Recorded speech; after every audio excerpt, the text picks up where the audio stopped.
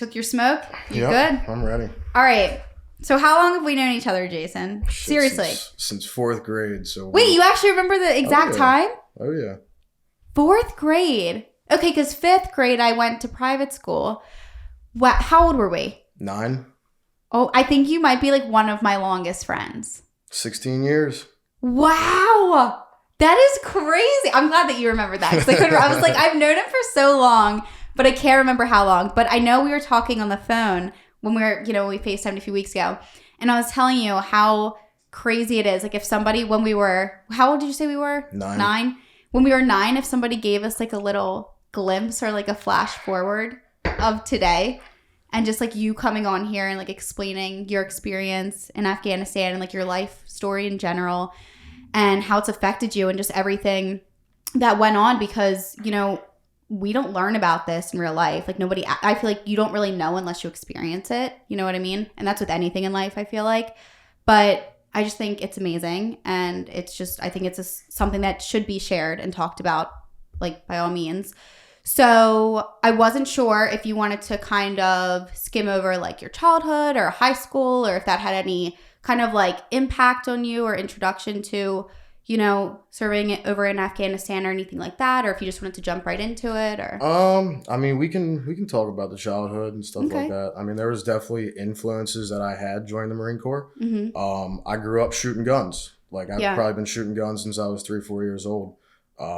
Just kind of the way it was. My old man brought me into it. I really took a liking to it, and then I made a career out of it.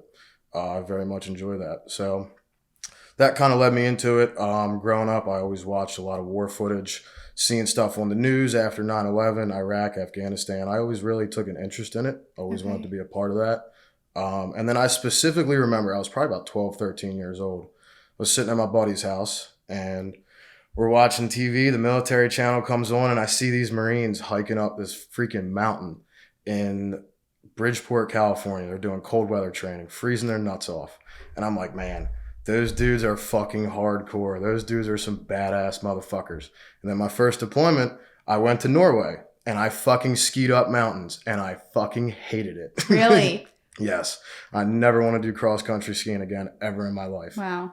Just wasn't what I thought it was. Yeah. But at the end of the day, it was still a good experience. I definitely got a lot out of it, Yeah. So basically, like you said, it was just growing up and seeing all of those, like just, like having an introduction with shooting guns, I guess. And did your dad have anything to do with like serving, or not really? Not really. I mean, he was always kind of like, hey man, if you want to do it, do it. Serving the country is a good thing. Yeah. It'll make a man out of you, So how old were you when you went over? So it's the Marine Corps? Okay. Gonna need you, like I said, I need transparency because I don't know my terms. But so how old were you when you did that, and like how was training and everything? Because like with TikTok nowadays, we see like these, I guess, behind the scenes of, I think it's like police training and stuff when they do the pepper spray in the eyes. But like I said, I think as a lot of people, as individuals, we don't really learn about what actually goes on or what happens. And as far as training goes, and then when you're actually overseas at these places. And I just think that we don't know enough. And I feel like if you could just shed light on all of that and just, explain it, that would be. I mean, you start your training out, you go to boot camp. I went to Parris Island, South Carolina. Mm-hmm. And then I went to Infantry Training Battalion, Camp Geiger, a part of Camp Lejeune. And then from there, I chopped to my unit, 1st Battalion, 8th Marines. That was in August of 2018. From there, we start the training process. A lot of what we do is just in a backyard, teaching how to use your weapon systems, tactics, just general knowledge, all that kind of stuff. And then you go to the field. The field is where you train. You go hang out in the woods for days, weeks on end. We went out in 2018, November, we went out to California, 29 Palms. They do what they call an integrated training exercise for about 5 weeks is how long I was out there for. And you do all kinds of desert warfare type training. Going through the mountains and assaulting objectives and shooting rockets and shooting machine guns and mortars are firing. And it's a whole combined arms assault is what they call it. It's very cool. You're running through these very deep, what they call them is wadis. Mm-hmm. It's, big walls. It's basically like a very scaled down valley is the best way to explain it. 20-foot walls on either side. You're running through that. Machine guns are firing overhead, hammering the targets so that you can maneuver up and get to a position where you can get closer to the enemy objective, take out that objective, and seize and secure. So how long were you in training for? Training is always it's always occurring. Okay. Unless you are in active combat, then you're always training. Okay. And basically they're setting it up so that you're basically getting the real experience that you would when you're actually serving over there, right? As close as you can get to it. Nothing compares to actual combat, but training to a combat standard is what is going to make you good. And then what year did you go into combat? Yes. No, I said what year? What year? 2021. Okay. And you were there for how long? I think about 14, 15 days. Okay. So it wasn't even like a month or more. It was... Okay. And then you come back to the U.S.? Is that how it works? We came back to Kuwait. So before we were in Afghanistan, we were on what they call a MEU. We were on the 24th MEU, Marine Expeditionary Unit. So leave Camp Lejeune, get on a Navy ship. We're then partnered with the Navy, and we go float around the world. Got it. So we went to England, Portugal, Spain, Greece. From there, we chopped over to 5th Fleet, which is the Middle East. We went to Jordan, did about 30 days of training there. Went to Bahrain, hit a Libo port, so we got to get off the boat, go out, buy things, drink, have a good time. From Bahrain, we pushed over to Kuwait. We were there for about 4 or 5 weeks. Did some training. Mostly what we did was work out, train, and just kind of hang out and relax. And then from there, we got the call. We were going to Afghanistan for the evacuation. Okay, and because I do want you to really talk about that as well. And before we get into that, I just wanted to ask you also, did you have any type of fears leaving home and like your family and friends, or did you feel like you were ready and this was really what you were meant to do? I mean, it wasn't really like a fear or anything. I'd already been on deployment, so I knew what it was going into it. Like, I'm not going to talk to my family very often. Like, you don't have service on a Navy ship. You're in the middle of the ocean most of the time. So, right. We were on that boat for about 5 months. Wow. So, yeah, all we did was work out, smoke cigarettes, train, teach knowledge, like that kind of stuff. So it wasn't really glamorous. It wasn't really fun, but, it's just part of the job. Right. And that's the thing, too, is also what we were talking about when we had our call a few weeks ago of there's all of these movies that I feel like come out, and this goes for anything that's more serious. I feel like they do glamorize a lot of stuff and they make it seem like fun and, whatever else. And that's not the reality of it.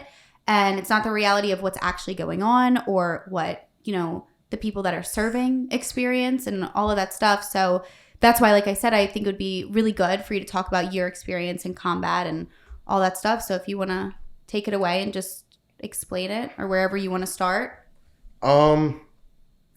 So, yeah, I'll start with, so in Kuwait, we weren't getting really much word from our chain of command about what was going on in Afghanistan. We were watching the news on Facebook, on Instagram, on whatever news channel we could get in Kuwait. That's where we were getting most of the word from as when we were going over there. Like when I found out that we were going to Afghanistan, I found out off of an Instagram page. They said my unit by name and another unit by name for the Marine Corps that was going over there for the evacuation. And it's like... So it wasn't even like a person telling you. It was just... No. Wow, okay. It's like, oh shit, we're fucking going. Yeah. And I mean, the whole time we had been hearing about it for a few months at this point, and it's like, there's a 1% chance of us actually going to do this shit. Mm-hmm. And for Marines, especially infantry Marines, that's what you want to do. That's what you signed up to do. You sign up to go to combat. So I do have a question before you continue also.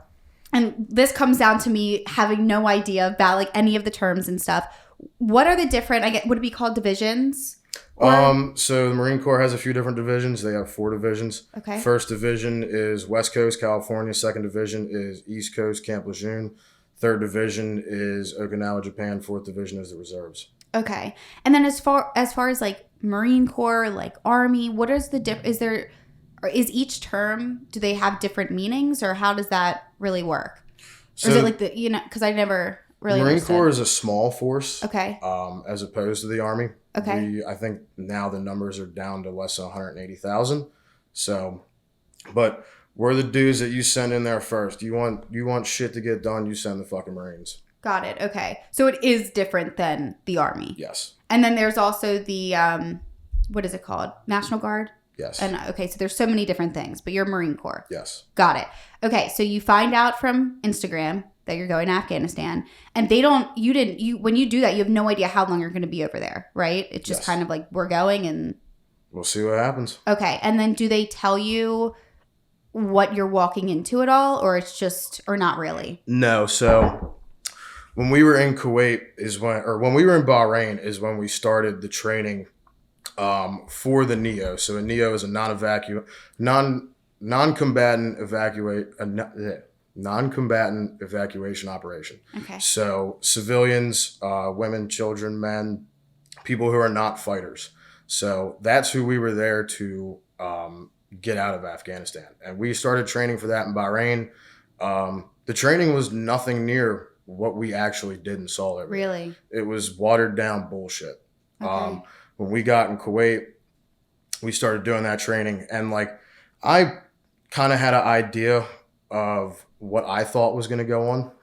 I knew that these people were not going to be as civil as everybody thought they were going to.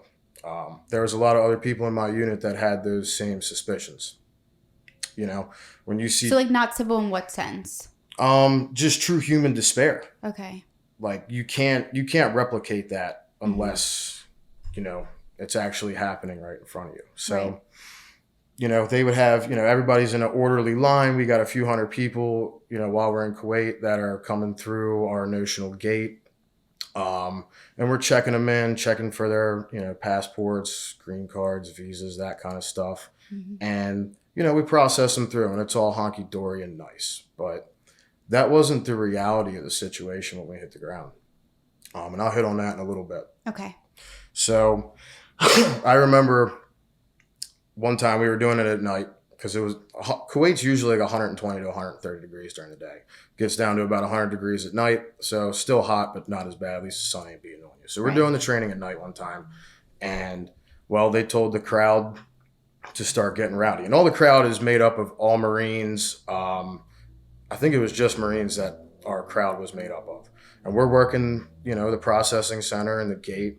And I don't know what exactly happened because I wasn't there to see it firsthand. This is just a story that's passed down to me, and I was there on the back end for it. But somebody got a little rowdy, and they pushed one of our Marines, and well, they got handled. They got dealt with, and they didn't like that. The higher ups that were running the training, they didn't like that. You know, we had to rough handle these people, but that's just the way it is. If you're gonna step on our turf and step in our face, you know, we're gonna push you aside. We're gonna do what we have to detain you. So with that being said, the training just wasn't relevant at all. It was complete watered down bullshit. Mm-hmm. So, and also it's like, how can you really know what's going to happen until you're, like you said, right there experiencing it? It's like they can try to prep you as best as they can, but it's not the reality of it. Correct. So, like I said, we were getting word from the news. The process of getting there was it was long and dragged out. At least I felt it was. It took us a little while to get there. So Alpha and Charlie Company, they had already pushed over there. There was already some other units over there from what I understand. And Bravo Company is who I was with. We were the last ones to hit the ground. And I'm getting a text from one of my buddies. Like, dude's very, very close to me. He's already on the ground. He's from Bravo Company. Because we had sent a few dudes over there, probably about 13, 15 dudes. They're already over there. And it starts getting very real. They had, I believe, Taliban start shooting at them while they were on the airstrip. And after the gunfight happened that my buddy was involved in, he's texting me, hey, bro, get ready for a gunfight. Get ready for anything because shit is very real over here and it's fucking going down. And it's like, once I saw that text and I read that, I'm like, oh shit, what the fuck are we getting into? Right. Because it's about to get very real. So we got issued ammo. We packed all of our stuff. We threw it on buses, and we went over to one of the other air bases in Kuwait. We sat around that airport for probably 12 to 24 hours. I don't remember exactly. Everybody's, adrenaline's pumping a little bit because the unknown. Nobody really knows what's getting ready to happen next. All we know is that we want to get the fuck on the plane and get the fuck over there and start doing our damn job, start helping out as best we can. So it's hard to sleep in that environment, But everybody got a couple hours. Next thing you know, we get loaded on a plane, and then we're sitting there on a tarmac for 3 hours. And I'll show you a picture of how cram-packed they had us in this plane. And these planes, are they like bigger or smaller than your normal planes that you would travel on? I mean, I know they're different planes in general. They're huge. They're C-17s. So they can fit like how many people would you say? They packed, I think, 250 of us on there with full gear. Now, we don't have seats. The only seats are lining the sides of the plane. Everybody else is just sitting on the fucking metal ground. Wow. And for a seatbelt, and that's with with takeoff, everything. Yeah. Oh yeah. Do you hold on to anything? No, or you hold on to fucking the buddy next to you. Oh my gosh. That's crazy. Let's see. I got a picture of it on here. Okay. So this is how tight they had us packed on there. Like sardines. Yeah. Wow. So that was you'd say 200 of you? More? Yeah, about 250 of us. We didn't have seatbelts. Like the Air Force came over and threw a ratchet strap over us and called it a fucking day. Right. Oh my gosh. That's crazy. So we're sitting on the plane and it's like fucking hours are going by. We're in Kuwait, so it's hot as shit. It's like 130 fucking degrees. We're sweating our asses off. We're running out of water. Everybody's got to take a piss and there's one bathroom. So you got to climb over people to go take a piss. Well, then the plane finally takes off. But we're not going straight to Afghanistan now. We're going to Qatar. And we fucking sit in Qatar once we land for 3 hours. We get off the plane. Everybody has a cigarette. And we get back on. And it's like, oh shit, how long is the flight? 4 or 5 hours. That's what the Air Force tells us. Everybody kind of passes out because, get as much sleep as you can. We don't know what the fuck's going to happen when we hit the ground. So we fly over. They wake us up. They tell us, hey, get ready for fucking landing. Well, instead of landing right away, there was apparently a crowd on the tarmac or something. I'm not sure exactly what happened because I was still on the plane, obviously. But they went to land, but they had, and we were pretty close to landing. They had to fucking pull up because there were people on the tarmac. So right there, it's like, oh, fuck. We'd already been hearing about this kind of stuff, and it's affecting our flight at this point. So they loop back around. We end up landing. Everybody gets unstrapped, whatever. We get all of our shit ready to go. They move the pallets because they had the pallets of all of our gear behind us right next to the fucking loading ramp. So they let the loading ramp drop. They move all the shit out of the way. And, then you step off the plane. Mm-hmm. And fucking time just stops. You take 1 foot, maybe 2 feet off that plane, and you just look around and you're like, holy fucking shit, we're actually here. We fucking made it. We are in Afghanistan now. And then fucking, it's 2 seconds and time just fucking snaps back in. Right. And then just the smell of shit and piss just fucking hits you immediately. The entire city over there just smells like shit. Unfathomable. I'll never forget that smell. Wow. We walk off the plane. We head over to where the processing center is. We make sure that we have all of our gear. We have all of our people. And then we kind of start getting word. They told us that the Army had already taken a casualty. Somebody got hit in the leg or something. I'm not sure exactly what happened with that. But then we find out where our barracks are. We go fucking drop our shit off. I pass out for a few hours and then wake up. Find out what's going on. By the way, the barracks are not nice. Mm-hmm. It's one small room with one bed in it that's meant for one person. And we're stuffing fucking 5-6 people in these things. We got dudes laying on the ground. One person gets to bed. We all take turns with that. So the rest of you would sleep on the floor, just basically wherever. Okay. So from there, we wake up, we find out what's going on. So we go to stand post. And we go out towards the gate. So I was working at the north gate pretty much the entire time.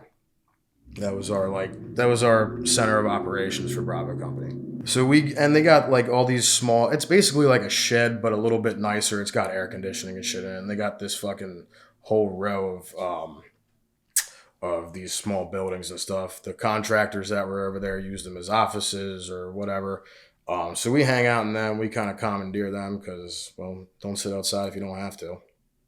We got dudes up on post, and I'm standing. Me and my buddy, we go outside of this little fenced-in area. So they have this like big berm, this big dirt berm that we got dudes standing post on, watching the crowd, watching out for Taliban, ISIS, whatever might be out there, and just, securing our position. So me and my buddy, we go outside of this little fenced-in area to smoke a cigarette.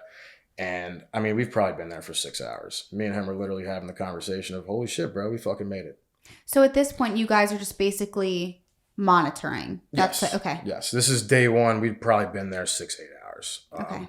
And me and him are like, holy shit, bro, like, we finally made it to Afghanistan. I had already been 3.5 years into my contract at this point. I never thought that I was actually going to get to go to Afghanistan. And for us, it's an honor to go there. Like, okay. There's so many people who had served before us that, we just want to be a part of that club. Right. And we made it there. We got our feet on the ground and we're in it. We're having a fucking cigarette and we're having that conversation. And next thing you know, crack, crack, crack, crack, crack, crack, crack. We hear these gunshots go off and they're way overhead, but it's like, holy shit, it's fucking real now. Me and him look at each other and we're like, oh shit, take that last drag, fucking flick it out. And then you see these buildings of where all the Marines are fucking sitting in, and it's like cockroaches. They all fucking swarm out, and you see these dudes just sprint towards the fucking gunfire. And all these dudes start occupying this fucking berm. And, we're looking for where the shots came from. A couple dudes returned a little bit of fire, fucking probe the enemy, that kind of thing. And yeah, like that was the first like 8 hours there. Wow. So, but like you said, that was kind of more in the distance. So that wasn't like, was it at you guys or? It was overhead. Okay. I believe that the Taliban or ISIS, whoever it was, probably just letting us know that they're there too. Got it. Okay. That was the most motivating fucking thing I've ever seen in my career. That shit was cool because you always hear stories of, yeah, man, Marines fucking sprint towards the gunfire. And I'm fucking here to tell you they fucking do. Right. So that was pretty cool. A few hours go by, we had fucking settled down off of that, but that adrenaline high, I was up for fucking the next 3-4 days straight. That adrenaline rush is insane. So they called me up and a couple of my other buddies, and they're like, hey, they need you at the fucking gate. So the gate is this big, like 15-foot, double steel door. It's fucking massive. And outside of that is technically outside the wire. So that's where all the civilians are congregating, trying to get into the airbase so that they can get processed through, put on a plane, and get to safety. So they call us up there, and I walk out and around. And it's probably like a couple 100-yard walk, maybe like 2 football fields of a walk. And I'm walking up there, and I look down to my left, and I see my buddy. He's a corpsman. He's a good dude. And I'm like, I also see this dude next to him who's laying on a litter. A litter is like a foldable stretcher. He's a casualty. He's an Afghani.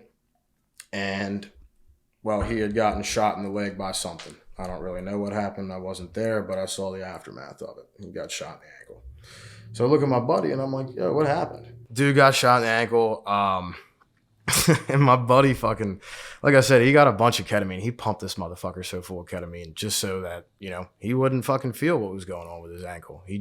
Dude was high as a kite, He was living on fucking cloud 9. Yeah. And, they had to push him back out. And that just is what it is. I don't know what happened to that dude afterwards, but, that's part of the job. Yeah. Can't keep everybody happy. And we got to get in as many American and European fucking citizens as we can. And that's exactly what we did. Right. Because that's what you were sent there to do. Yep. Okay. And at the end of the day, we saved over 122,000 people. Wow. So that's something to fucking be proud of. Yeah, right that's there. incredible. So after that, we push out to the gate. I make my way up there, and I see what's going on with that, like what's going on with the crowd at the time. And at the time, it was very calm. You know, we were processing people through. It wasn't too bad.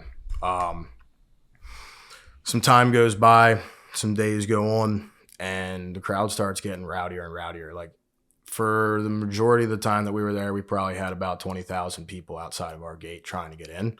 And how do you deal with a crowd of 20,000 unruly people who are, you know, in true human despair, trying to get into an airbase and get to safety? You know, right.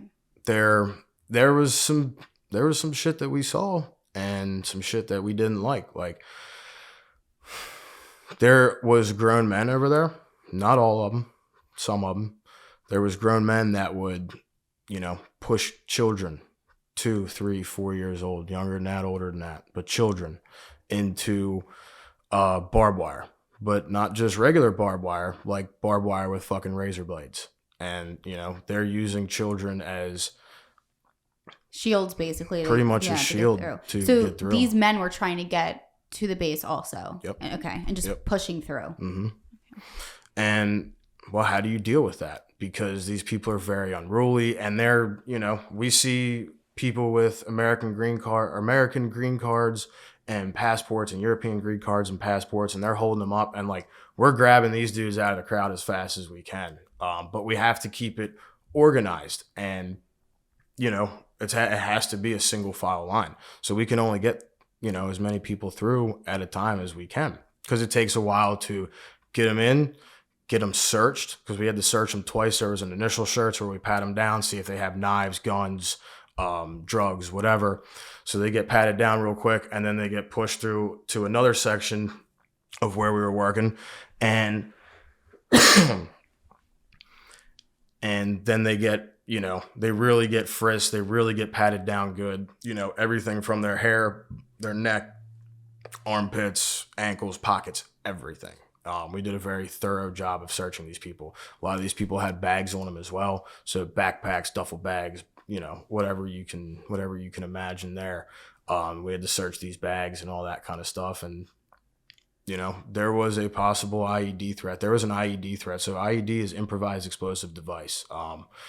There was an IED threat all the time over there. You don't know what anybody can have in their backpack. So is that basically like similar to a bomb? Yes. Okay. Yes. Bomb that somebody just pretty much conjured up in their fucking backyard alley or their fucking basement, whatever. So you got to really do a very thorough job of searching those people, because once they're inside that gate, they are inside the airbase. They are getting processed through. They're getting put on a plane, and they are going to a safe haven. I don't know what country that might be, but a lot of fucking countries accepted these refugees. So, you know, let's just got to make sure you do a thorough job. So it takes a while. It's not, you know, it's not a process that happens in a matter of seconds, because it can't. It has to fucking take a little bit of time so that we do a good job. But yeah, seeing like the people at the gate, they're using children as human shields. Not all of them, just some of them. But, you know, they're beating up women. They're fucking beating up kids. They're beating up each other.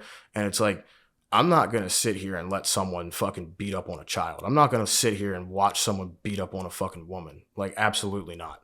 And I'm not going to sit here and watch some other grown man get beat up just because you think your life is more precious than anybody else's. Everybody's life is precious. Life is precious. So with that being said, we used the minimal force that we had to. I mean, I cannot count how many times somebody tried to grab my rifle. And that is a hostile act with a hostile intent. If you grab a service member's rifle, they have the authority and they are legally allowed to use force. And it's up to you as an individual to determine what force to use. And there is not a single person in my unit that fucking raised a gun and shot anybody to do that. Yeah, we might have punched someone in the face. We might have hit someone in the ribs. It just is what it is. But we didn't kill them. Right. We brought them through the gate. We used the minimal force necessary to bring those people in and keep them out of our out of our personal space. That's my bubble. You're not going to touch my rifle. You're not going to touch anybody else's rifle. It is what it is. So kind of to go off of that, that happened every day damn near. So like the whole 14, 15 days you were there, it was just that every single day, just trying to get the people through? Yes, until like the last couple days, they ended up closing our gate. We weren't accepting any more people in. Was that just because there was no more room? Yeah, the planes weren't coming in as frequently as they were before. Like we were shutting down the operation at that point. And that's when we really started to fortify our defenses because we were sitting ducks on that airbase. We were the only U.S. forces there at the time, from what I understand. And that is what we had to hold, was that airbase. So with that being said, it was an interesting time. So the last few days, what was that like? So then you guys closed the gates up and then? Yeah, like I said, we really just started fortifying the defenses at that point. And I'll kind of hit on that in a little bit. Okay. So there was some other stuff that happened over there besides just the gate. Like that was the main focus, was getting as many people into the airbase as possible and evacuated on planes as possible. But there's a lot that goes into that. We got to feed these people once we bring them in. We got to keep them fucking hydrated, We got to keep ourselves fed and hydrated. So you guys brought over the necessary supplies? Or Yes. Okay. There was already some supplies there. The Air Force was bringing us in MREs and fucking pallets of water. So we had all that, but then we had to figure out, well, how are we going to like move this stuff without fucking, taking a whole bunch of Marines and hand carrying this? So we had to start commandeering vehicles. Everybody who had left and been evacuated, so a lot of the contractors and whoever else was over there that worked on that airbase, I'm not 100% sure, but they had left all of their vehicles. So there was pickup trucks, flatbed trucks, like up-armored Toyota Land Cruisers, all that kind of stuff. So, well, I grew up, my father was a mechanic, so I took to that very quickly. I know how to work on cars. I know how to do things. And, well, one of the things my father taught me when I was probably about 12, 13 years old was how to use a fucking lockpick. And how to fucking, commandeer a vehicle if I ever so had to. And that's exactly what I did. So day one, after all that stuff had happened that I told you, I was like, fuck this shit. I'm tired of walking already. Mm-hmm. And one of the buildings that I had gotten into. Yeah, we'll say that. Gotten into it. I had this bag of tools. Perfect bag of tools for me. Everything I fucking need. So day two, I wake up. I take one of my buddies because like when you're over there, you always got to have a buddy with you. Just the way it is. So I find this fucking flatbed Ford truck sitting in the parking lot and I'm like, I always wanted one of them. Never had one. Mm-hmm. So I walk over to it. I take my hammer out of my fucking bag, smash the passenger window out. I hop in. I stick a screwdriver in the fucking ignition, beat it in with the hammer, take a pair of pliers and break the lock mechanism. And now it's fucking mine. Wow. All you need is a screwdriver to take one of them fucking trucks. Now I'm ready for what they gotta do. So I fucking hop in this thing. I put my little JBL speaker up on the dash. I got my buddy in the truck with me, and I'm fucking fist pumping out the window. I'm like, yeah, this motherfucker's mine now. Oh my gosh. And there's this German dude that's, keeping a watch on the Afghan citizens and, making sure they're getting processed through and everything. And they're looking at me and they're looking at my buddy and they're looking at the truck and they're like, what the fuck are these crazy ass Americans doing? That was your few minutes of joy. Yeah. Getting the truck you wanted and making it yours. Yeah, it was mine at that point. Well, it was mine for a little bit. Yeah. Gosh, that was funny. So what we ended up using that truck for, so like I said, fuck that walking shit. My feet were already hurting at that point. So we used the flatbed to, once the Afghans got processed through and, got searched and everything, well, then we had to take them probably 300, 400, 500 yards up the road to get into the processing center. And after the processing center, they get loaded on a plane. They get, evacuated out of there. But how do you get the people there most efficiently? So we loaded them on the flatbed. They all fucking stood up, sat down, got in the back of the truck, and we, we drove it around, making sure these people could get in and out. So was it a pretty fast process of once some of these people got through the gate and then you would take them over and to get processed? How long were they usually, I guess, in the, getting processed or in that area before they would be taken away? It could take hours. Towards the middle of this operation, it would take days sometimes because we just weren't. So it wasn't immediate. No. Okay. And we just weren't getting as many planes in as we were the first few days. So it took a while. And we had. They were just like you said, like sitting ducks, just waiting. Okay. Yep. They're just waiting to get processed through. Yeah. So, that was the first thing I took. And then I passed it off to a buddy of mine. What did he do? Well, he left it unattended. And, the truck's already fucking broken into. You can't lock it because the fucking window's bashed out and all you need is a screwdriver to start the motherfucker. So he leaves it unattended in the middle of the night. And, well, some dudes from a foreign NATO force, they come and take the truck. And was that the only one you had at the time? At the time, yes. Okay. And I was like, God. So that was your transportation method for the people getting through. Okay. And, well, he lets the truck get taken. And I'm like, I wake up the next day and I'm like, God damn it. Where'd my fucking truck go? Somebody stole my truck. I could literally hear you saying it. It's so funny. So I look at my buddy and I'm like, bro, where the fuck did our truck go? He's like, dude, I don't know. Who'd you leave it with? I'm like, well, I left it with so-and-so. And he's like, well, that was fucking stupid. Why'd you do that? Jesus. So I ended up, I commandeered another vehicle from a friend of mine. They weren't using it. It was just sitting there. And I'm like, bro, can I get the keys to your truck? And he's like, yeah, just bring it back when you're done with it. I'm like, okay, I can do that. Yeah, I wasn't bringing that motherfucker back. Right. I don't know when I'd bring it back, but don't expect it anytime soon. Oh, God. So, yeah, we fucking take this thing and now we're living the life of luxury. We got this fucking nice ass up armored Toyota Land Cruiser. The thing is pretty much fucking bomb proof.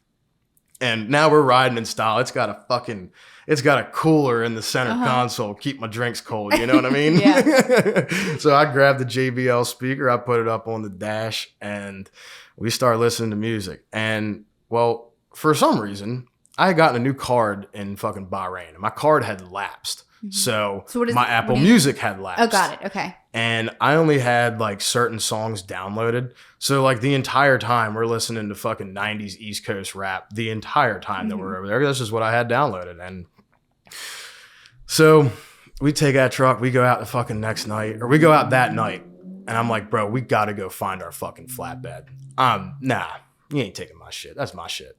So we go out and do a little reconnaissance, we find the truck. And it's sitting in this parking lot all the way at the other side of the airbase. And I'm like, okay, let's go find this motherfucker. And we fucking walk up to it. And I'm like, damn, they got this fucking, it's like this little tiny fucking chain. They got the steering wheel chained to the brake pedal and this massive padlock. And I'm like, well, that was fucking stupid. I'm just going to go get my bolt cutters. Right. So Can't fool you. Yeah, come on, bro. That's my shit. So I cut the fucking chain off of it. I go up under the hood, hook the batteries back up. I already knew that they were going to do that because that's exactly what I would have done. So hook the batteries back up. Oh, it's my fucking truck again. Took it again. So now you're up to 2 vehicles. There you go. Back up to 2. We're doing good now. So have the truck. I give it to somebody else. I had other shit to do. I think I was on post working the gate or something. So I passed the truck off to another platoon. And I gave it back to the same platoon that fucking lost it. 12 hours later, guess where my fucking truck is? Not again. Where I left it. Yeah. I'm like, these motherfuckers. So, me and my buddy, we hop back in the Land Cruiser the next day and we go do a little reconnaissance again. And I knew where to find it. And they had it fucking blocked in this time. And I'm like, shit. Well, there ain't nothing in front of it. So he had to go stand post. So I had to go drop him off. I grabbed another buddy. And this is where I fucked up. I only took one buddy with me. And it's the middle of the day, 12 o'clock noon. Don't go do this shit in the middle of the day. Do it at night. But me being young and dumb, things happen. So I grab my buddy. We roll over to the truck. I fucking hop out. I get all low. I fucking run over to it, hook the batteries back up, throw my fucking multi-tool in the fucking keyhole, and I take off. And I'm fucking hauling ass down the road, and I see these fucking dudes come out of their barracks, and they start running after me. There's 4 of them. They're hollering. I'm giving them the finger out the back fucking window. I'm like, fuck you. This is my truck, motherfuckers. And well, again, I fucked up. So I get to the end of this parking lot, and there's this massive ditch in between the parking lot and the road. And I'm like, oh shit, that's not good. How am I going to cross that? I ain't crossing it in this fucking truck. Right. So I whip it around and I start heading back the other way. Well, where the guys were hollering. Yeah, but on like the other side of the building. So I whip it around, and here come these fucking 4 angry men. And they are fucking pissed. God, it's like a back and forth like truck stealing game. Yeah, it was like a turf war or some shit. Yeah. So I fucking, well, you know, what am I going to do? I can't run these fucking guys over. So I fucking stop the truck, and they start yelling at me. The one dude speaks broken English. The other 2 dudes are like standing, like leaning up against my hood, and he's got another guy kind of behind him. Fucking, he's all pissed off. Yeah. He's not happy with me. Well, yeah, whatever. Right. So the dude starts yelling at me. He's like, why are you stealing my truck? Why are you stealing my truck? And I'm like, fuck you. This is my truck. I rightfully took this. And he's like, you know, all this fucking bullshit back and forth for about 5 minutes. And he's like, get out of the truck. Get out of the truck. And I'm like, oh shit, they're pissed. He's getting ready to hit me in my fucking face. I don't feel like getting hit in the face. That shit hurts. Yeah.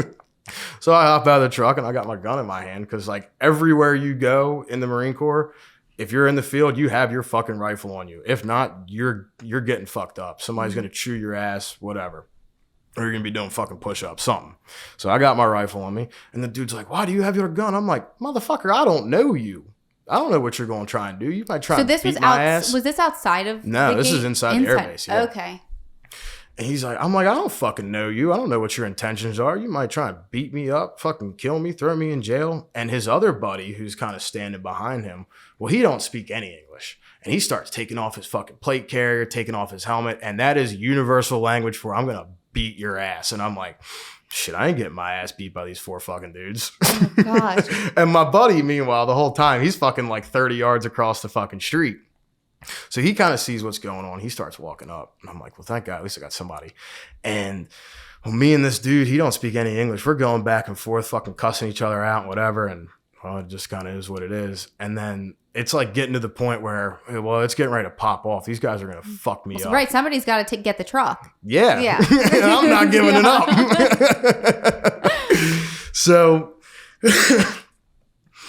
So it got very, very escalated. And then the one dude who speaks broken English, he's like, he looks at me, and I'm like, oh shit.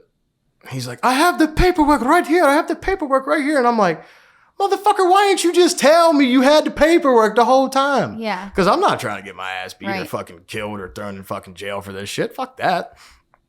And so, yeah, I'm like, man, you could have just told me that the whole time. It was your truck. Well, the paperwork was in the truck when I initially took it. I just fucking hid it under the seat because I didn't think anything of it. Right. He was smart enough to take it out, so now it's, you know, technically his truck. Right. And that was right about the time my buddy got there, and I look at him, and he looks at me, and I'm like, nah, bro, it ain't worth it. Let's just get the fuck out of here. Taking the L on the truck. Sometimes you just got to take the L, you know? It just is what it is. Right. So me and him fucking walk back. It's like, well, at least we didn't get fucked up. Right. I'll take the truck another time. I'm going to get that motherfucker back. Towards the end of it, they ended up leaving before we did. So we ended up fucking making up. We hugged it out, you know, shook hands, all that shit. And they ended up giving me the fucking truck back. Really? Yeah. Oh my God. Well, they were done with it at that point. But in the meantime, I had also taken another truck and a piece of heavy equipment. So I had found some other vehicles that I had wanted. There was a fucking Suburban that was like an up-armored Suburban that was in the parking lot. And I tried taking it, but Chevy's got good security systems, man. That one you ain't didn't fucking work. taking that one. Screwdriver wasn't going to work for that. And the only way I realized that, so I had cell phone service the whole time we were over there. And again, my father's a mechanic. So I fucking get on the phone with him. I'm like, hey, what's going on, Dad? Like, no fucking small talk. Listen, I got to take this fucking truck. I need a goddamn vehicle. He's like, all right, well, what do you got, son? I'm like, this fucking Chevy Suburban. It's like a '07. How do I fucking take this thing? He's like, well, how bad you fuck up the ignition? And I'm like, well, that's pretty fucked up. And he's like, can you use the key? I'm like, I can't find the key. He's like, well, okay.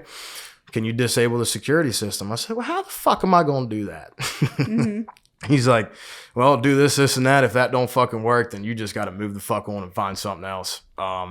So yeah, ended up finding something else. We went to this, like, they had like this fucking boneyard of vehicles. Mm-hmm. And me and my buddy, the same buddy who I had been riding around with the whole time that we initially took the truck with, well, we go to this boneyard and we find this fucking, another Ford pickup. And I'm like, perfect. These are fucking easy as shit to take. Mm-hmm. So we walk up to it.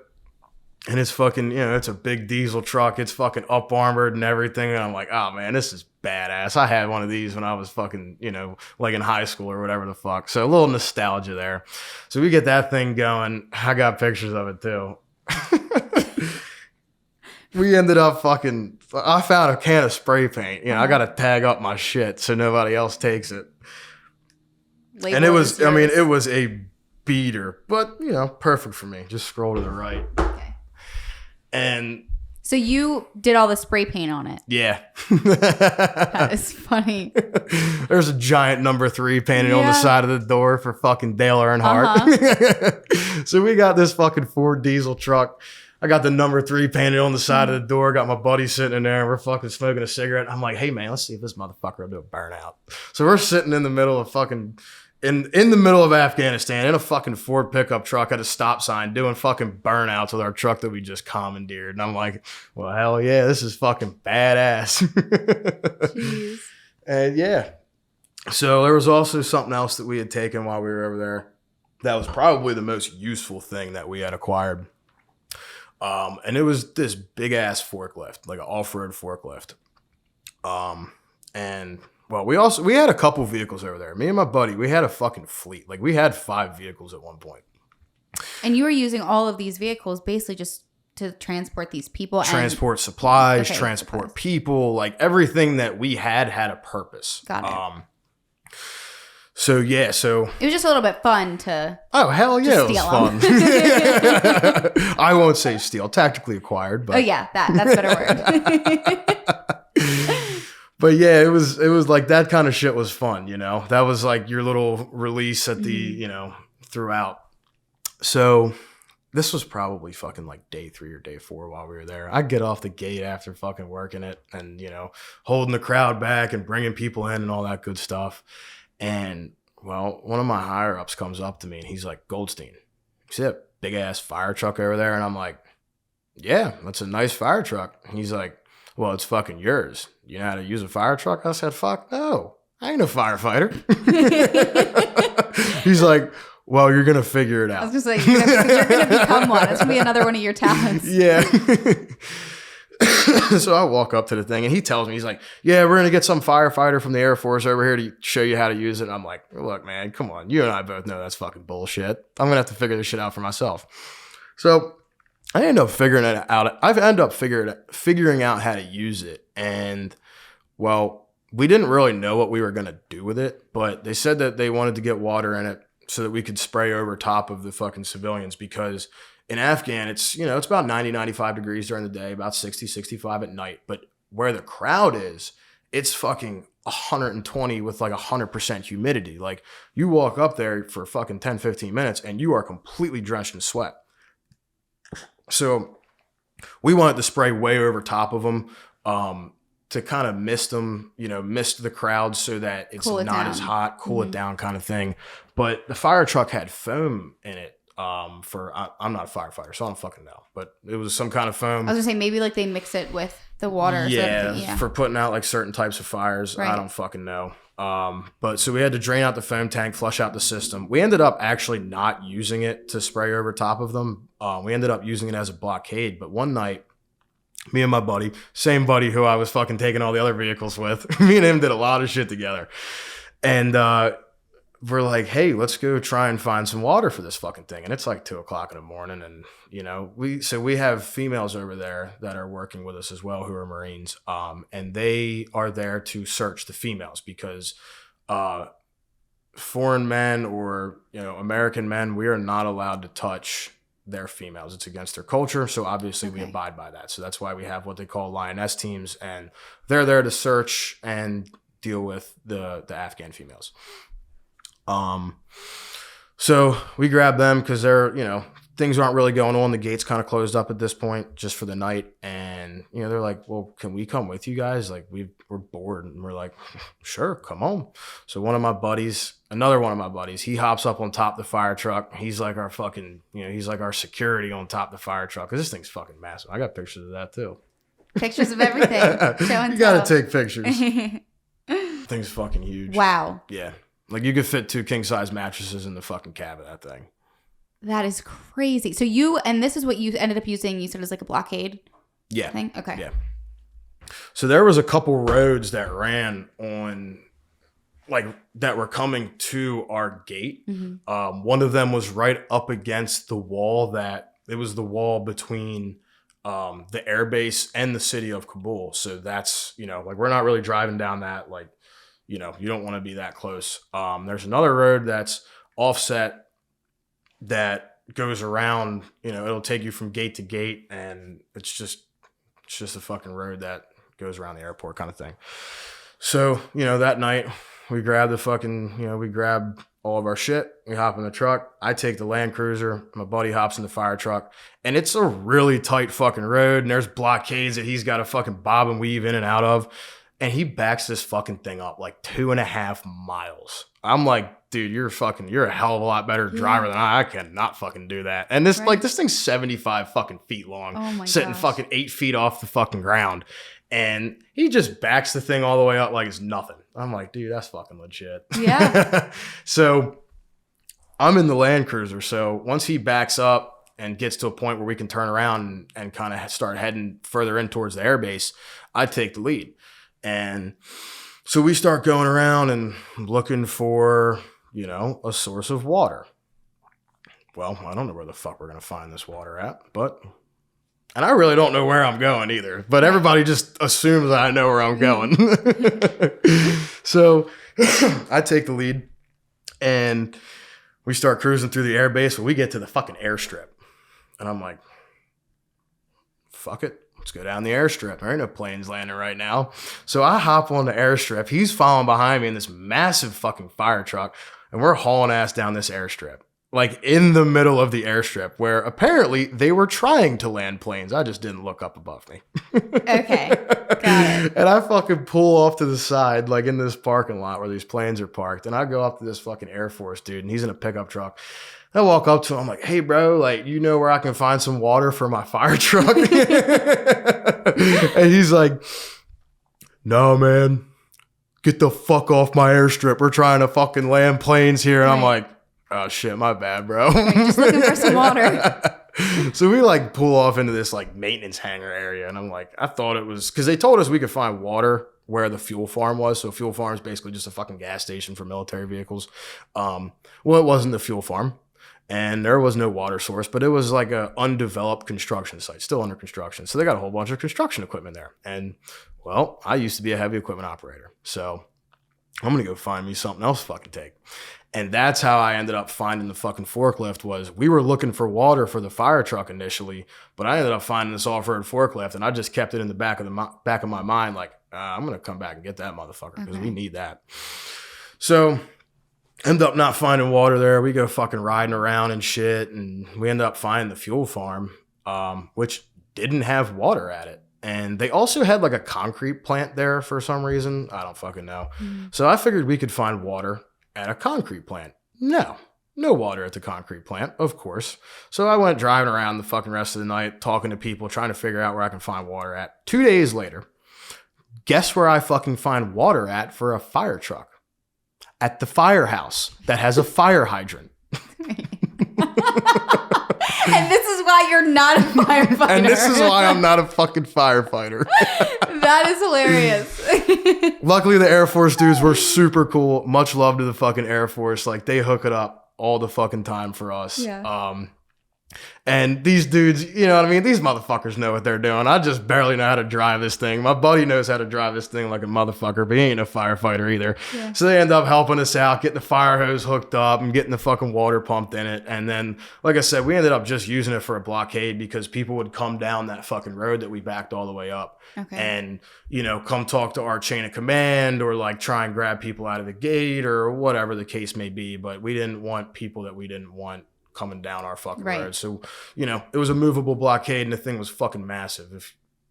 If we got into a situation, we could, you know, you could use it as cover, all that kind of stuff. So that was cool. Mm-hmm. Well, and then we ended up going back a couple nights later to take that fucking forklift. Nasty about the forklift, whatever happened to it. So you went back and you got it. Yeah, we went back and we fucking took it, popped the gate. Keys were fucking in the thing, which was fantastic because I didn't have to do any work. Right. And yeah, we ended up using the fucking shit out of that thing. Like, we were moving pallets of water, pallets of food, sandbags, all kinds of shit. Concrete barriers and everything. And then it kind of got to the point where shit was starting to get a little bit hairier around the airbase, just the general atmosphere of it. So I talked to one of my higher ups who I'm, you know, very close with. And he's like, look, Goldstein, what can we do? Like, how, you know, start reinforcing this motherfucker. So I'm like, all right, well, let me go see what I can acquire. Cause our forklift isn't going to, so our forklift wouldn't pick up these big Texas barriers. They call them Texas barriers. They're like fucking 10 feet. They're like 10 feet tall. It's like a Jersey barrier that you see on the side of the highway, like the little 3-foot concrete things, but way taller and way bigger. Okay. So I'm like, well, our forklift isn't picking that up. Let's go see if we can find another one. So me and my buddy hop in the Land Cruiser and we go for a drive. We ended up going to the Air Force because the Air Force had these gigantic front loaders that I might be able to talk my way into and drive over to them. And like, so they're using these things to take the big pallets of all of our equipment and ammo and fucking food, water, all that kind of shit off of the airplanes that are coming in. So they obviously need them, but like, well, we kind of need it more because we got to start reinforcing our defenses. Right. So I walk up to the dude. I walk up to like one of the higher ranking guys that's over there. And I'm like, hey, bro, can we borrow your big ass forklift? And they're like, I mean, you can't take it, but let me talk to somebody, see if we can give you one with a driver. And I'm like, okay. That'll work for me. It just saves me fucking time and then I can coordinate from the ground.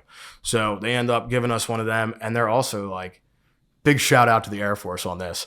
They're like, hey, like, we know you guys are like working hard out there and shit. Like, you guys want some Red Bull and like whatever. And I'm like, fuck yeah, let's get some Red Bull. So they give us like 3-4 cases of fucking Red Bull. We load it in the back of the truck and like, you know, they give us pretty much everything else we need. I needed like a whole bunch of chains and stuff so that I could fucking rig this thing up to the forklift and all that. So yeah, they really hooked it up, man. They were really fucking looking out for us.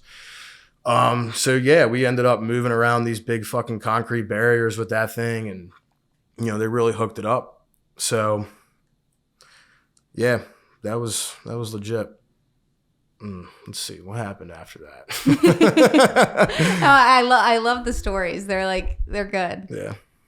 And they're definitely like they add some humor because obviously everything is there. I feel like there's no word to describe, you know, like everything that you've seen and gone through. So to have some sort of, you know, thing or like humor within it that you can kind of look back and, you know, find, I don't want to say some sort of positivity, but just like have something that you can laugh about looking back on. I think that that's also important because I feel like to some degree it keeps you mentally grounded and sane throughout everything. Oh, yeah. You know, so it's cool that you have stories like that as well. And that was the thing, too, is like, you know, amidst all of the shit that was going on over there, morale was still pretty fucking high most of the time. Like, we were all sitting around laughing, joking when we weren't working. Like, that's just the way it was. And we sat down to fucking have an MRE. We'd light up a cigarette, talk about our fucking day, like talk about what the fuck was going on, talking about what we're going to do when we're getting the fuck out of here. So were there like shifts that you guys had? So it was like people that would, sit out during the day and then at night and then vice versa and stuff like that? Or? Yeah, so it broke down for our company, like per platoon. Each platoon would, for X amount of hours, like 6 to 8 hours, whatever it was, we'd fucking work the gate. And then after our shift, we'd go work and stand post. Keep the area secure so that the dudes at the gate could do their job. And then you would be on what they call QRF, so a quick reaction force. And that's your rest cycle. Well, you weren't resting a whole lot, I'll tell you that, because then the crowd would get really rowdy and we'd have to go reinforce the fucking gate. So every time you're on QRF, you might get an hour or two, maybe 3 hours of sleep, if that. Like, it was very few and far between. So time really wasn't... Yeah, we were awake for most of what happened over there. Okay. So, yeah, they would fucking, QRF would go and reinforce the gate. And that was the thing is, like I said, we really didn't get much sleep. I mean, I've never seen dudes fucking perform so well under stress and with no sleep, minimal food, just drinking as much water as you can to fucking keep it in your body. Like, those dudes fucking performed. Right. Every step of the way, mentally they still had their wits about them every time. Like, we had what they call a MODI, and that is used to jam radio frequencies for IEDs. Like I said, the IED threat over there was pretty high.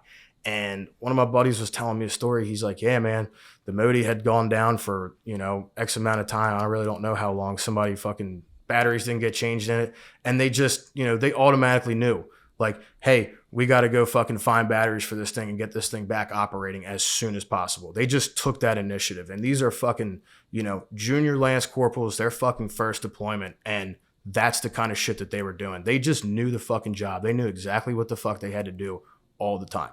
And it worked out very well. One thing that I will say is, like, the amount of fucking cigarettes I smoked over there was fucking insane. How many packs do you think it was? 3 packs a day. I was smoking 3 packs a fucking day. I've heard like maybe 1 pack a day from people was a lot. 3 packs a day. I smoked probably over 5 cartons of fucking cigarettes while I was there by myself.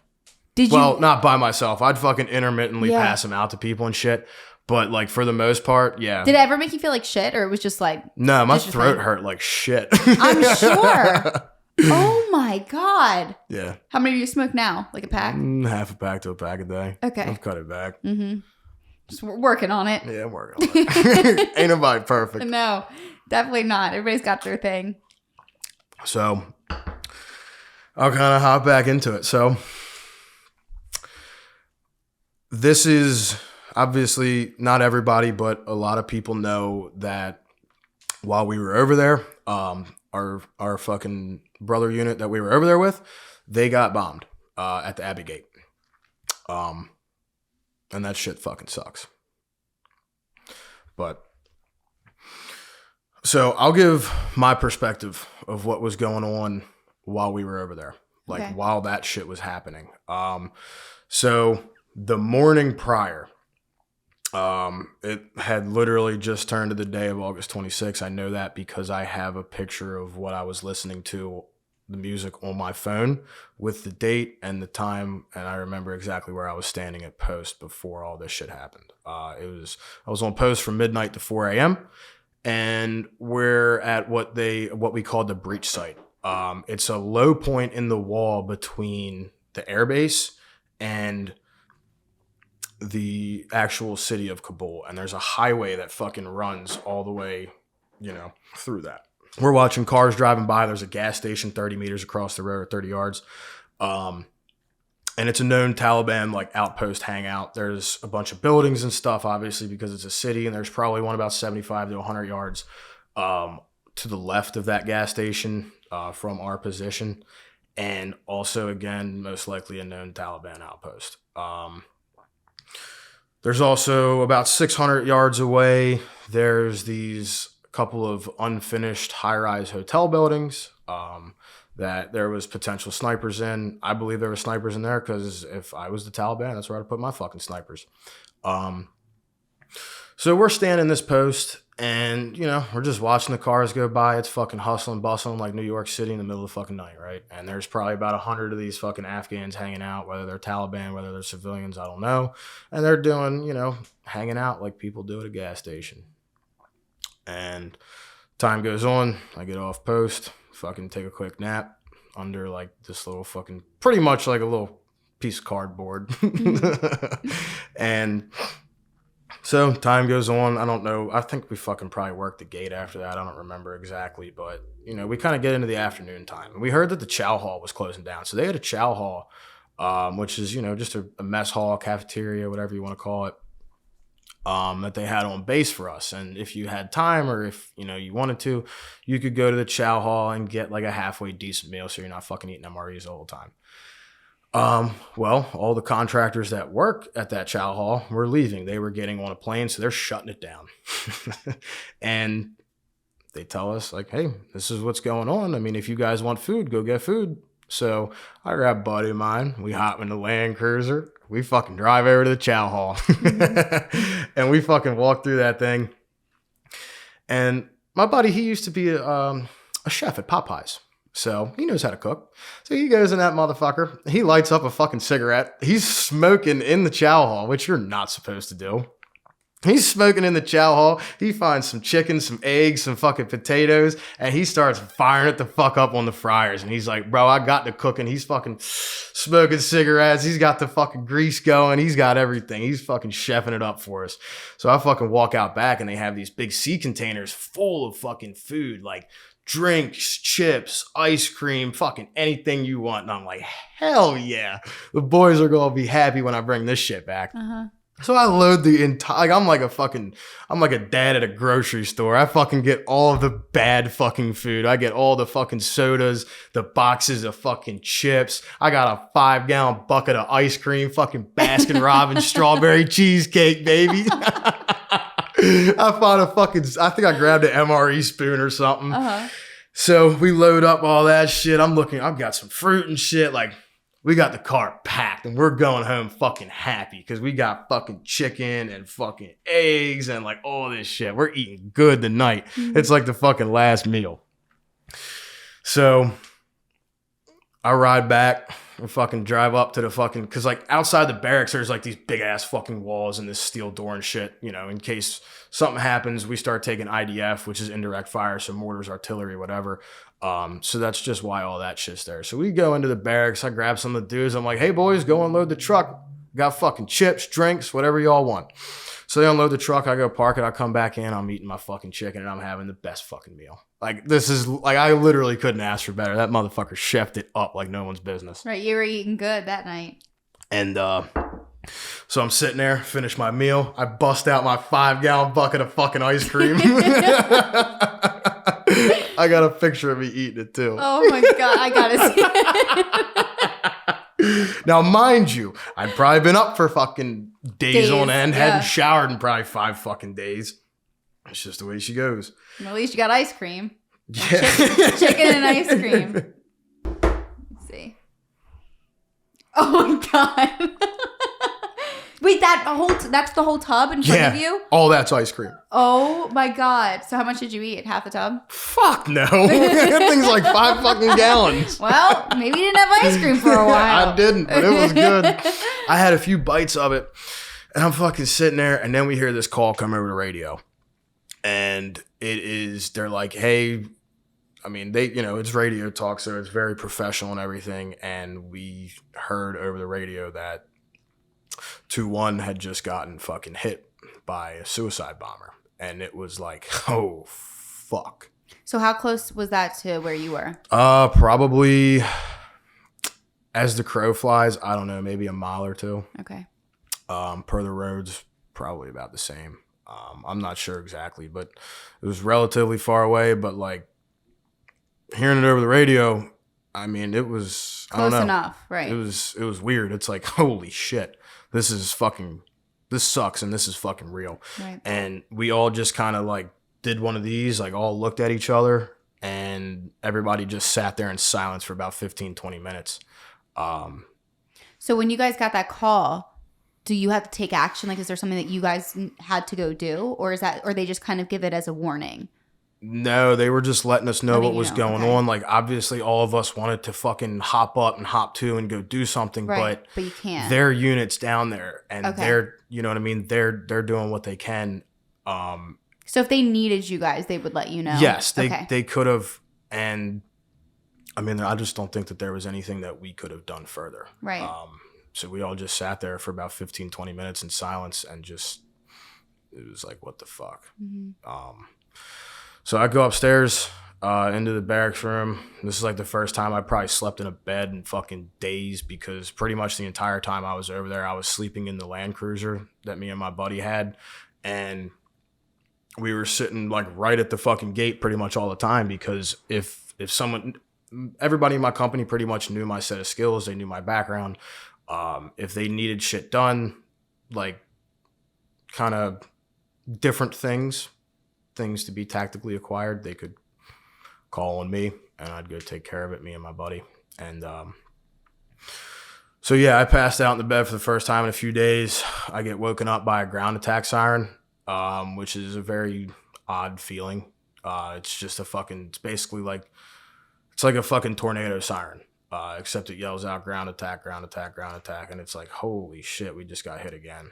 So does that mean they're just running towards you guys? Or like, no, they got bombed again. Okay, so it was another bomb. Yes. Okay. And so that's when I was like, well, I ain't going to fucking sleep after that. So I hopped to, got my fucking shit on, grabbed fucking 3 packs of smokes, threw them in my pockets, and I fucking walked on out to the gate. I don't even remember if I had my truck. I think my buddy had taken it, so I walked down there. And I meet up with my higher-ups who were at the gate. And I'm like, hey, gentlemen, like, what can I do to start reinforcing the fucking defenses over here?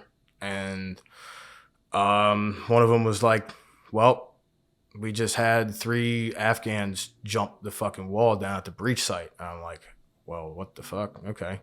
And this was a known breach site. The combat engineers had already reinforced it prior to this happening. May or may not have done the best job, but it is what it is. So, and again, if somebody jumps over the fucking wall and they're not getting processed through the gate, like, we have to fucking, we have to detain them. We have to send them back out, because they cannot do that. We cannot make that a fucking thing. Like, if they start doing that, our lives are at risk. We don't know who the fuck these people are, especially after just getting fucking bombed. No, right. Like, we cannot have that. So I grabbed some dudes, and I grabbed the most competent dudes I could find. Heavy hitter type fucking dudes that would have my back no matter what. So I grabbed these dudes. I grabbed like a whole bunch of fucking strands of razor wire, and we walked down. It's just like one of them things. You grab another fucking cigarette, you light that motherfucker up, and you go walk into the shit. Because we don't know what the fuck we're getting into. We don't know what the fuck's on the other side of that wall. We don't know shit. And especially after just getting bombed, the atmosphere is very fucking odd around there. It's not like how it was all the days prior. So we grab the dudes, I think it's 5 or 6 of us, and we go on down. So a couple of the dudes post up on the left side of the breach site. Another dude posts up on the right side, and they're making sure that I'm fucking safe and secure when I go up there. They're standing security. So me and a couple of my buddies, we fucking roll out the fucking razor wire, and I'm like, well, shit, guess I gotta go do this the fucking right way. And I put my gun down, which you're really never supposed to do, but it's just one of them things. I had to put the motherfucker down. It was easier that way. So I put it down underneath this wall, and I go and I climb up on top of the wall. So there is, like, I'm not behind cover anymore. There is nothing covering me. I'm standing on top of this fucking wall. It's probably 10, 15 feet in the air, and I'm just going to fucking work. But when I fucking hopped up on that wall and I looked out into, what I had seen the night before, remember, it was hustling, bustling, cars driving by, people hanging out, shit going on. I stand up on that wall and there ain't motherfucking anything. All the lights are turned out in the gas station. There's nobody hanging out there. There's no fucking cars driving by. And it's like, holy shit, this is eerie as fuck. Mm-hmm. It was fucking eerie. And I just went to work for probably about 20 minutes, fucking putting this razor wire up, tying it off to everything that I could, making sure that if somebody fucking tried to jump over this gate, they're going to fucking think twice about doing it. Or not the gate, but over this wall, they're going to think twice about doing it. Like, you're not going to want to get cut up by fucking razor blades. You're going to go somewhere else and get processed through the right way. And I had been up there for about 20 minutes. And that's when I realized that, shit, I can fucking die at any minute. Right. Like reality set in. Oh yeah. Reality hit me. And it's like, you know, I'm a spiritual person. It was like I could feel the fucking Grim Reaper scratching my back with his fucking scythe, letting me know, hey motherfucker, it's time to get down off this wall. If not, I'm gonna get clapped. Fuck that. But I thought to myself, I'm like, well shit. At least if I get fucking shot up here, I ain't gotta be the motherfucker that carries my body. Yep. So I fucking get down off the wall because it kind of like tapered off. It was either stand on top of the wall or stand like below it, and fucking, you know, everything from my belt line up was still exposed. And I did that for probably about another 2.5 hours. But as soon as I got down off the wall and I kind of got back into cover, I looked down at my buddy and he's got his fucking phone out. He's fucking recording me. And I'm like, damn, man, if my fucking mom knew what I was doing right now, she'd be fucking pissed. Yeah. Oh my gosh. So yeah, I did that for probably about 2.5 hours finishing up that job. But it was just like, shit, man. I'm not immortal. I'm not invincible. I can get fucking shot at any time. And I had visualized what was going to happen to me. I figured I'd get fucking shot in my goddamn head. And it would have just been, it is what it is kind of thing, you know? Yeah. But luckily I didn't. I'm still here to fucking tell the stories about the shit. I made it out of there, thank God. But, yeah, you know, just another job to do. But that was the most calm I had ever been in my entire life. Like, the amount of adrenaline that was going through me, yeah, it was a lot. And, like, I definitely fucking felt that shit. But I don't know. I was just very calm in the whole scenario. It was just... I was going to say, too, just going to work. Sometimes that could even be, like, the body's response. It's like it was probably the most chaotic it was around you. In the sense of, like, I know that you said it was eerie, but I just mean it was the most intense. Like you said, you literally... That's when you realized you could die at any moment. But it was almost like your body was, like... It almost had to remain calm and cool so that you could, like you said, just do what you're there to do and get it done, and whatever happens, happens. But that's interesting. Get the job done and keep moving. That's probably one thing that really sticks out to me the most was that whole thing. And after that, I had just went to work probably for the next 18 to 24 hours. First couple hours I was by myself. I hopped in the fucking forklift that we had and I started building a very hardened defensive posture. Because at this point, we weren't letting anybody else in the gate. We went into a full defensive posture. I started building fighting positions so that anybody that stood those posts were completely covered from pretty much their fucking shoulders and down.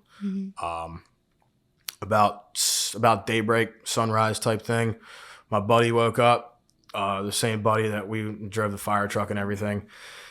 Me and him, we went, like, we just fucking clicked. Me and him could fucking just look at each other and know what the other person was thinking. That's just how deep our relationship was.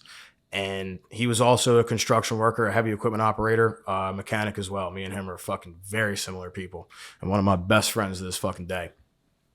And yeah, we just started fucking moving concrete blocks, fucking getting sandbags. Like, we were taking sandbags off of IDF bunkers that, you know, weren't being used. Nobody's going to use these fucking bunkers, so we might as well start taking all these fucking sandbags as fast as we can. We got the help of a couple of our other buddies. One of the dudes that was the one dude that was cooking the food in the chow hall, he was one of the guys that was helping us out. And we're fucking taking these sandbags, loading them onto pallets, putting them in the back of the fucking truck. And yeah, so me and my buddy, we drive over to one of these IDF bunkers, and it's time to go take some more sandbags. And I stand up on top of this fucking thing, and it's like in the middle, like it's right next to the airstrip, like in the middle of the fucking open, but it's in the middle of the airbase. And this fucking army dude walks up to me, and he looks at me because I'm standing up on this fucking thing. It's like 10 feet in the air, and he's like, "Hey, bro, like there was a possible sniper over there, you know, like way out in the distance, like a couple hours ago." And I'm like, "Okay, and?" Like, I don't fucking care. I'm going to get these fucking sandbags. If he's there, he's there. If not, he's not. I don't fucking care. I don't know. Either way, I don't know. But I'm going to get these fucking sandbags loaded in this truck so I can fucking reinforce our damn defense. And there was just like some bizarre shit that was happening over there too. Like, again, we're reinforcing the defense. One of my higher ups, who, like I said, I'm very close to, he hopped in the fucking forklift. He's got a fucking cigarette hanging out of his fucking mouth, driving this fucking forklift around. And, well, OSHA wouldn't be real happy about this, but he had a couple people on the fucking fork truck, like on the pallet, loading these fucking sandbags onto this wall 20 feet in the fucking air, filling every possible gap that he can. Mm-hmm. And, I mean, shit, it takes some fucking balls to do that, to stand up on top of that fucking thing. And it takes some balls to fucking sit in that truck and put people's lives in your hands like that. So, yeah, I mean, but like shit like that was going on all the time. It was, bizarre shit. Right. But it's just the way it was. Yeah. So, yeah, we reinforced that defense. One of my higher ups comes up over to me after I had fucking done everything I could do. I moved all the fucking shit I could, built all the fighting positions I could. Me and the fucking group of dudes that I had with me. And he's like, looks around. He's a man of few words. He looks around. He's like, looks good. And that was it. And just walked the fuck away. Like, thanks a lot. Hey, man, I'll take that. Yeah. Better than nothing. So, yeah, that was, it was one of the fucking, it was just one of those things. Right. So, one of the dudes that's in that story, I got a story of when we were working the fucking gate together. So, the earlier days of when we were over there the first week, they didn't really have a set process of how to process people through. And it got to the point where it's like, let's just start letting everyone in, and we'll kind of deal with it once they get in. Still single file, still organized as best as we can make it. But we had what they called the clean side for good paperwork, good American passports, European passports, green cards, both sides, and Afghan passports. Again, at the time, we were not letting people in with Afghan passports. So the dirty side, the first night, they put the dudes who are like big and mean looking on that motherfucker. It is what it is. So me and one of my buddies, one of the dudes who's in that story, definitely one of the most badass motherfuckers I've ever met in my life. Was that the one with that backed up the fire truck or no? No, different guy. Okay. Different guy. And he, man, me and him have been through a lot of stuff together prior to the whole Afghan experience. Me and him were very fucking close and still are. And, we're working the dirty side, and there's like this very small, like turnstile kind of thing almost that you'd see at like a train station or an airport or whatever the fuck. And, has to be single file, like just enough room for one person to get through. And this lady comes in. She's probably about our age, about 24, 25. And she only has one hand. Well, the Taliban probably chopped it off a couple years ago. She's got a fucking nub. And it's like, shit, that sucks. And she sees what's going on because they would come in the dirty side, the Afghans, with just Afghan passports, and they would fucking go back out after they got through the gate. They would circle around and go back out into the fucking streets of Kabul. And, well, that fucking, it is what it is. So this lady starts having a panic attack right in front of me, like a fucking full breakdown. And, like, I can completely understand that, But here come these 5 people, again, probably about our age, 3 males, 2 females. And they come in and they start trying to trample her to get through. And again, they're just going back out into the streets of Kabul. They're not getting processed through the airport. But they try to trample her, and I have to fucking hold these 5 people back by myself. And there wasn't really anybody around to fucking help me. But here comes my buddy. Fucking out of nowhere from left field. This dude comes over and just grabs one of these dudes off me because I lost my footing and like I started to slip, and these people are now getting ready to trample me. So again, hostile act, hostile intent. Like if these people are going to fucking trample me, my life is now in danger. I am now susceptible to getting hurt and not being a part of this operation anymore. And they need every single fucking Marine they can possibly get here. So this dude fucking comes over and he just fucking grabs one of these dudes by the back of his fucking shirt collar and throws him to the ground, throws him across the ground. And it's like, get the fuck off him. Grabs another dude, throws him off of me. And then once he had got a couple dudes off of me, I was able to get my footing and fucking push these guys back around and allow this fucking lady with one hand to get through the fucking, to get processed. I'll call it processed through, but just back out into the fucking streets of Kabul. But yeah, like that's the kind of shit that was going on. And that shit was happening like all the fucking time. Like I remember a couple times I was outside the wire. I was working the fucking gate and I had kind of gotten pulled into the fucking crowd and I got Marines on my back. I got fucking the crowd in front of me and I'm getting sandwiched. I lose my footing. Like I'm getting caught up in the fucking razor wire, the barbed wire, whatever you want to call it. And it's like, holy shit, I'm getting ready to fucking get trampled. What the fuck do I do? You know what I mean? Luckily, I was able to fucking push him off me. Somebody grabbed my fucking plate carrier and fucking pulled me out of that situation, thank God. But like that kind of stuff was going on all the time. I think most people that were fucking working the gate had something similar to that happen to them.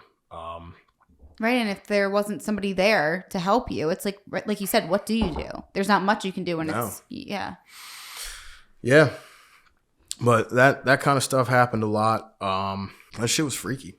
It was bizarre. Yeah. It's like I've never been in a situation like that. How the fuck do you deal with that? Right.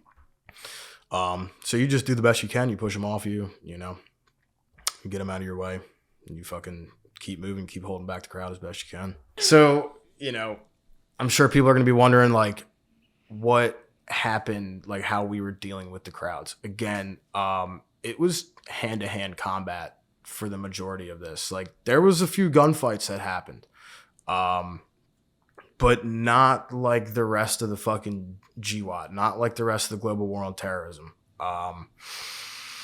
It was mostly hand-to-hand, and it was the best way to explain what the crowd was like dealing with is like if you've ever seen the movie 300, it's like that, but mixed with a fucking bar fight, like just a massive bar brawl.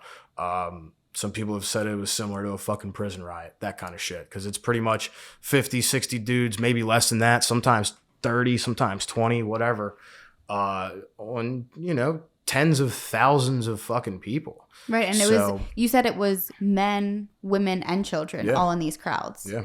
Okay. And so were you guys able to let kids through? Like, were there kids with okay. Yeah, we were trying to get as many kids through as possible. Okay. Obviously the fucking, Were there any kids that made it through that weren't able to go with their parents? Like it was solely just the kids? There was a lot of that happening. Mm-hmm. I mean, the news and the media portrayed it in such a way that was pretty wrong in a sense. Because again, we had cell phone service while we were over there. Like this is the first time this has really happened. Like other combat deployments, people didn't have fucking phones. And like before I'd go to sleep for the night, I'd hop on Facebook, Instagram, just fucking scroll through as best I can. The service wasn't good, but we still had service. And like shit that I had just seen and done 6 hours, 12 hours prior, I'm now watching unfold on fucking Facebook. And there's a picture of me fucking, guiding this kid through the fucking gate. But the media portrayed it in such a way that like, we're saving this kid's life. But I don't know if that actually happened because I was working the fucking dirty side at that time. And that kid went right back out into the fucking streets of Kabul. Right. I don't know what happened to him, So the media didn't really tap into the exact stuff that was happening. And like, okay. They were apparently from what I heard, the combat camera dudes who take pictures and videos and stuff for the fucking Marine Corps, they were told to only portray what was going on in a nice light. So only fucking have Afghans that look happy getting processed through, only post pictures of that shit. But that just wasn't the reality of the situation. There, like I said, I'll show you the picture of me. And this kid's holding his hand over his heart, fucking smiling. And, well, he went right back out. Like, he did not get processed through from what I know. And so, yeah, I mean, shit like that was going on all the time. And, dealing with the crowd, again, it's fucking 20, 30, 40, 50, 60 people against 10, 20,000 people. I mean, people were literally lined up outside of this gate for fucking miles down the road. we had acquired a lot of non-lethal munitions, so beanbag rounds for shotguns, flashbangs, sting ball grenades, which are pretty much a rubber grenade that, instead of blows out fragmentation and like high explosives, it just shoots out little rubber BBs. So pretty much like a fucking airsoft grenade. Okay. So that's the kind of stuff that we were also using besides our hands. And, we would use the shotguns to, if we saw somebody trying to fucking jump over the razor wire in front of us, or somebody do something harmful to a child or a fucking woman, well, then they'd get hit with a fucking beanbag round. And again, it's non-lethal. It's not going to kill someone, but it's going to hurt like shit. And that dude's going to fucking think about doing that shit twice. Right.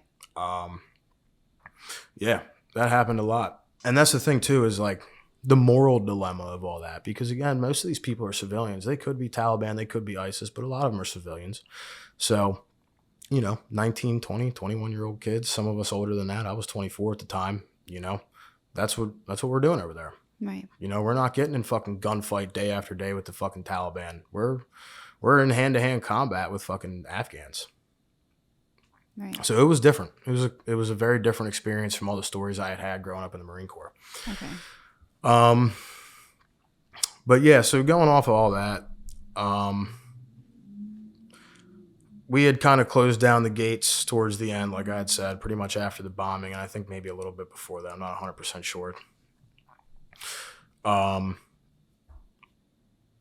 We started to, again, reinforce the defenses, and then we had started to go out and just find stuff that we could utilize to further enhance our abilities to do our job.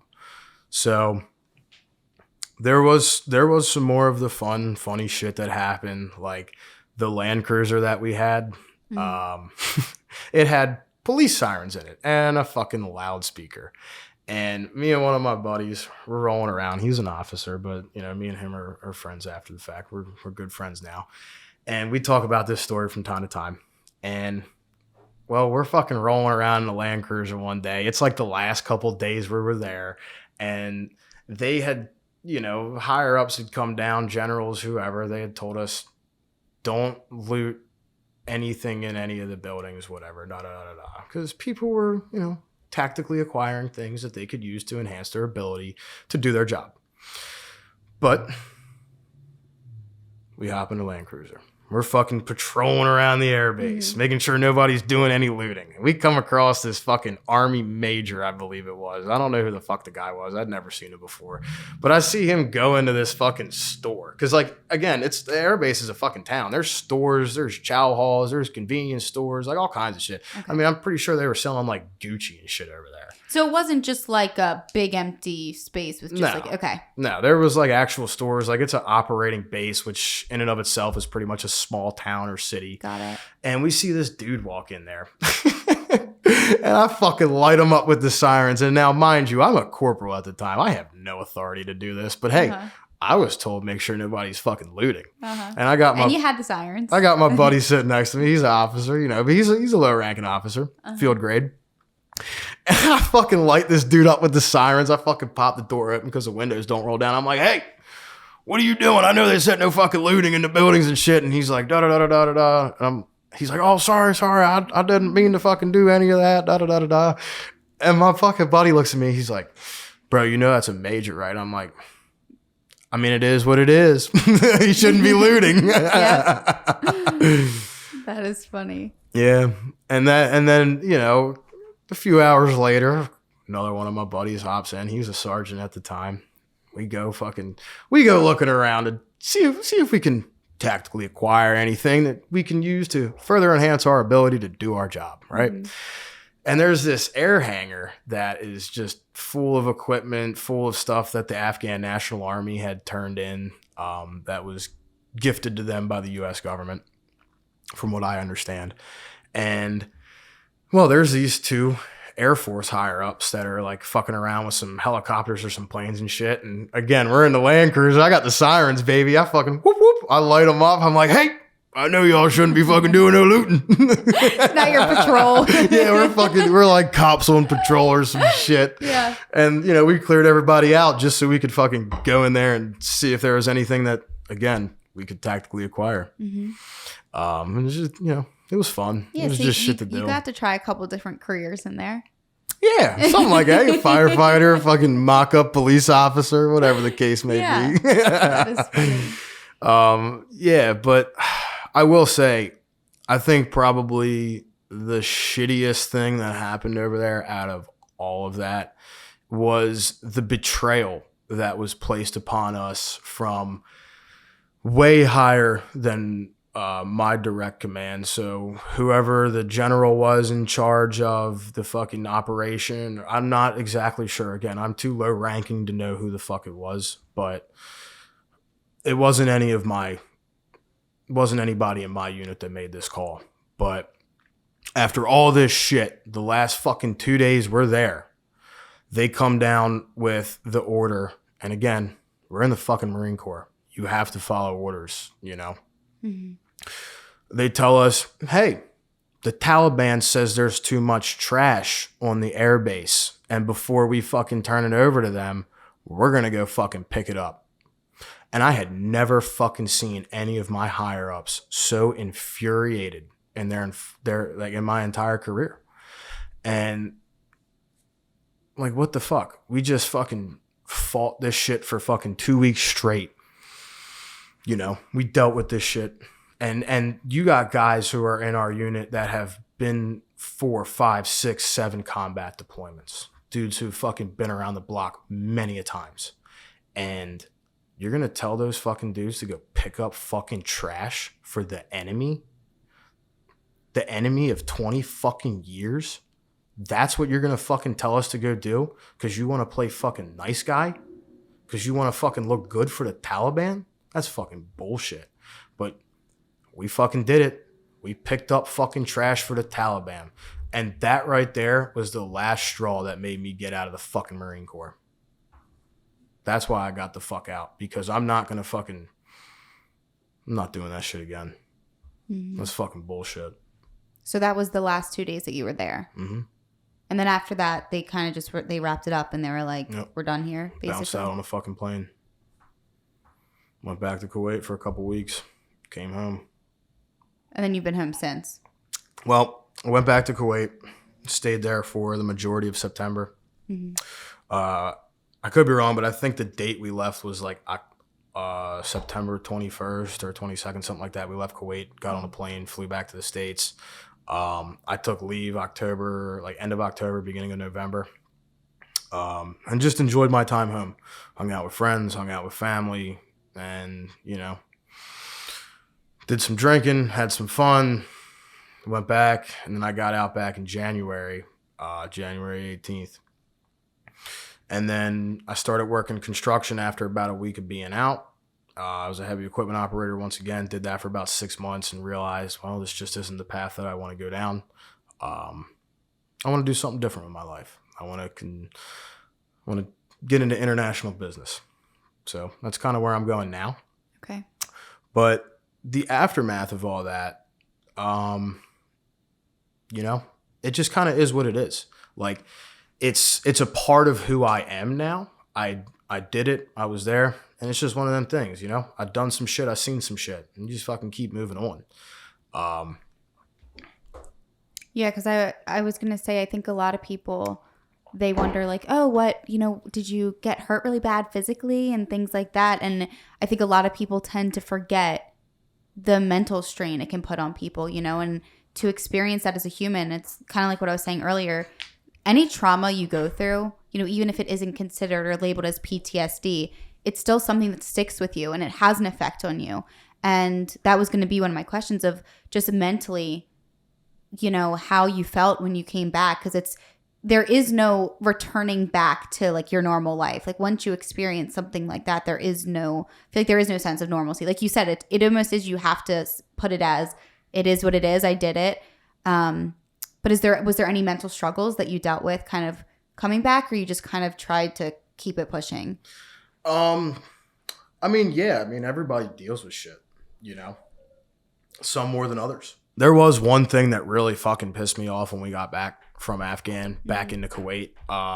They had a bunch of chaplains. So a chaplain is Navy personnel who is religious personnel. It's someone to talk to or, whatever. Well, they held this fucking brief for us and they brought each platoon, and a platoon's about fucking 30 to 40 dudes. And they brought all of us into this fucking auditorium kind of thing, I guess you could say. And, they sat in there and they told us, they're like, hey, in 5 years, you guys might feel bad about stealing cars and doing this or doing that. And it's like, no, I'm not going to feel bad about fucking stealing cars. I was doing that shit to fucking survive. And the thing that really pissed me off about it. Help people too. Yeah. And that's the whole reason we were there, right, was to help people, was to evacuate people and get people to safety. And again, 122,000 or more people. We did our fucking job. You know what I mean? Right. We did our fucking job very well.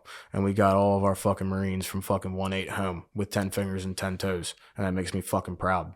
But the fact that they had people fly out from Camp Lejeune, North Carolina, to come to Kuwait and tell me how I should fucking feel about shit fucking 3, 4, 5 days after all this happened. No, fuck that. Fuck you. That shit pissed me off. And those aren't even people that firsthand experienced it, right? Exactly. Okay. They weren't there with us. Right.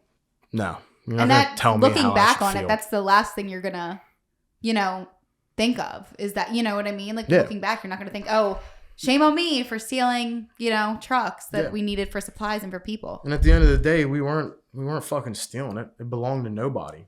Mm-hmm. We just tactically acquired it, again, to do our job the most efficiently and the best way possible. As you could. So that really fucking irritated me. I did not like that. I damn near walked out on it, but I didn't feel like getting my ass chewed for it. So I just fucking sat there and fucking listened to the bullshit they had to spew. But anyway, so yeah, getting back, I was working construction, and every day I'd come home, I'd sit on my back porch and I'd fucking smoke my cigarettes, drink a little drink, and do my thing. And I'd call my buddies that I was over there with. I'd call my buddies that fucking trained me. And, I credit a lot of our success to the dudes that had a hand in training my peer group. The dudes who had already been on a deployment. That's what I mean by peer group. And, they taught us a lot of good life lessons. They taught us a lot about the Marine Corps and the old Corps especially, because there is a certain stigma about the old Marine Corps that we kept alive because of the fucking traditions and values that were instilled into us. And I'm a firm believer that that's what fucking saved lives. Some people say that, my old unit, we're fucking cowboys. Well, it is what it is. We don't look the best in the rear. We don't look the best in garrison, which is, the more professional environment, But we fucking do our goddamn job and we do it very fucking well. I'll fucking stand behind that every fucking day. I didn't look good in my uniform. I might have had a couple holes and my boots might have been a little old and, whatever the case may be. But I was good at my job because I was told unto me that the only thing that matters in the infantry is fucking war fighting. That's your fucking job. If you're not going to fucking, if you're not going to look the best, whatever, you're going to be fucking good at your job, because that's the only thing that matters, because that's what saves lives when you go to fucking combat, is being good at your job and knowing how to fucking do that shit. And so, yeah, coming back home, back to fucking Maryland, it was different.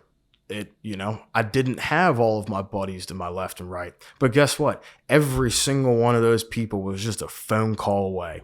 Right. And all of my buddies that I was close to, every single one of them got a fucking phone call. They still do. And they still call me.